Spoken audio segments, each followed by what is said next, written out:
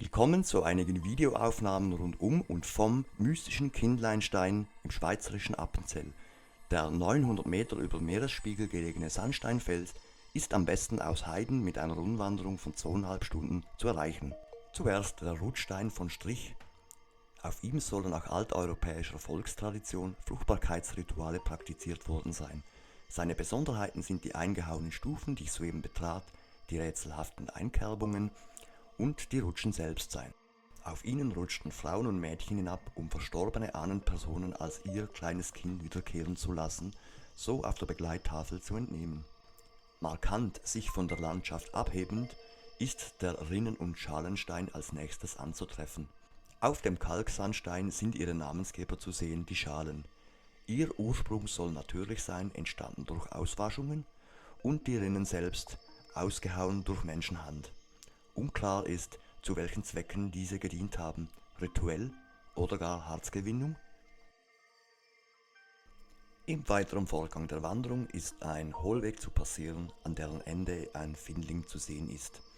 Zu ihm keine Beschilderungen oder Angaben, doch ist auf ihm eine weitere Schale nach gewohntem Muster vorhanden, wenn auch ein wenig kleiner. Was zur Frage führt, ob es noch weitere menschliche Einwirkungen unter der Vegetation oder der Bodenschicht des Waldes hätte. So zum Beispiel hier: Ist dies eine menschliche Einwirkung? Hier aber stimmt, denn nun befinden wir uns unweit vom Kindlichstein selbst, an dem eine Tafel angebracht ist, wo der Steinbruch bemerkt ist. Was ich mir nicht sehr gut vorstellen kann, aus zwei Gründen: denn die Endvergütung aller Wände, wie hier zu sehen, und die schiere Kleine des Steinbruchs, also ich schätze mal 10, 15 Gebäude und dann war Ende. Hier bereits schon, um die Größe zu ersehen, das andere Ende oder die Gebäudeecke mit einem seltsamen Schlitz, der eingearbeitet ist. Hier ebenfalls gut die Endvergütung, die Endbemeißelung, Endbearbeitung zu sehen. Es macht den Anschein, dass alle vorhandenen Wände noch diese Bemeißelungen haben, wenn auch nicht überall verschieden stark bzw. verschieden tief, da, so nehme ich mal an, die Erosion auch nicht überall gleich arbeitet. Hier die Ausläufer von der Struktur und auch hier noch diese Spuren, wenn auch nicht mehr ganz so tief, da, wie ich schon sagte, die Erosion vermutlich anders arbeitet. Noch ein Schalenstein, bevor man den Kindlichstein erreicht. Dies nun ist der sagenumwobene mystische Kindlichstein, so ist er auf der Begleittafel beschrieben. Mystisch im Sinne, man spekuliert und weiß letzten Endes nicht, was passierte, oder mystisch zu verstehen als Götteranbetung.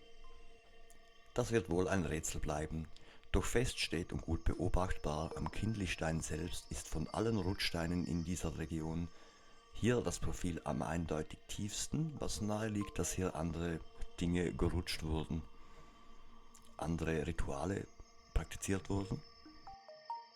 3 dieser vertieften Rinnen sind am Stein sehr gut zu erkennen. Die unterste beginne ich, auf die zweite deute ich und die letzte ist im Anschluss zu sehen. Rechts davon sind wieder eingehauene Stufen und links davon eine Rutsche, wie wir sie vom ersten Stein beim Stich kennen, vorhanden. Die Stiege, die zur halbmondförmigen Schale führt, weist ein sehr ungünstiges Steigungsverhältnis auf, was es eher beschwerlich macht, die Spitze des Fells zu begehen. Ob dies wohl ein Teil dieses Rituals war? Die erwähnte Schale weist wie kleinere Schale in der Schale auf. Ihr Größenverhältnis ist von der Vorderansicht her besser einzuordnen. Hier beim Bruch des Fells die Silhouette, die manche versteinerte Tierwesen sehen ließ. Die Westflanke des Kindlichsteins hier zu bestaunen, regt die Fantasie an. So auch eine Volkserzählung, dass Kinder in die Höhlungen versteckt worden seien bei großer Gefahr. Der Name Kindlichstein ist aber wohl eher dem Fruchtbarkeitsritus zuzuschreiben. Zwischen dem Kindlichstein und der Teufelskanzel, die den Rundweg beendet, habe ich einen weiteren Stein gefunden. Eindeutige menschliche Spuren habe ich leider nicht, wie auf den anderen Felsen der Region erkennen können. Zum Rundweg scheint er nicht zu gehören, da er weder beschildert ist, noch ein Weg zu ihm führt. Der vielfach so große Fels wie der Kindlichstein hätte sich meiner Meinung nach sehr gut angeboten, um dazumal ebenfalls sich im Ritualort einzugliedern. Warum sind hier keine Spuren zu sehen? Bestenfalls könnte man sich hier noch welche vorstellen, die stark von der Erosion betroffen wurden, zumal im oberen Bereich der Fels weich und glatt und hier eher rau ist. Interessant wäre es wohl hier, die Vegetation vom Fels abzutragen. Die Teufels- oder auch Hexenkanzel hat ebenfalls eine Rutschbahn zu bieten, die im benachbarten Stein anzutreffen ist.